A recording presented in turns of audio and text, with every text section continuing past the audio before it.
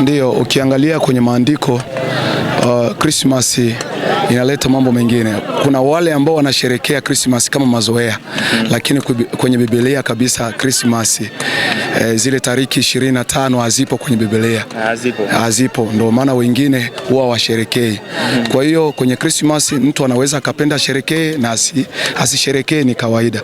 Lakini mwaka mpya kila mtu anajikita sana, kwa sababu anajua kwamba nimefika kwenye mwaka mpya mwingine.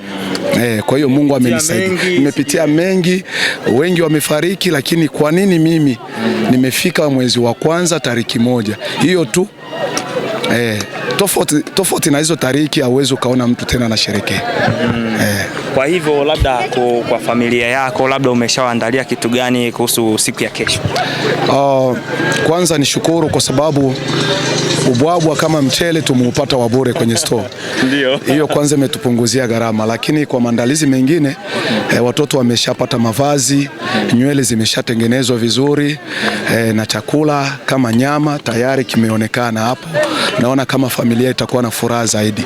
Basi tungelitamani labda utoe neno moja kwa watu ambao watakaosherehekea siku ya kesho, na pamoja na watu wa Marekani ambao wameweza kutuma hela zao kwa niaba ya kuweza kusapoti siku ya mwaka mpya. Ndio, mimi naweza nikatoa shukurani kwa watu kwanza wa Marekani kwa misaada ambao walitufanyia kambini Nyarugusu. Kwa kweli kambi imechangamka na wazidi kufanya hivyo, maana bila hivyo sisi ni wakimbizi, bila hivyo tunaweza tukawa na ubaridi sana. Kwa hiyo tumewashukuru kwa sababu wametutoa kwenye kibaridi, na niombe kwa ushauri ambao ninaweza nikatoa kwa sisi ambao tunapokea misaada na sisi wengine ambao hatujapokea misaada, tuombe tu tuwe na sherehe nzuri. Tutunze watoto wetu manyumbani ili wasitembee ovyo, na wale wengine ambao huwa wanapiga kidogo ni lazima wajichunguze, maji ya moto, maji ya baluba, waangalie gisi wanaweza wakajidhibiti ili wasiingie kwenye zile hatua mbaya.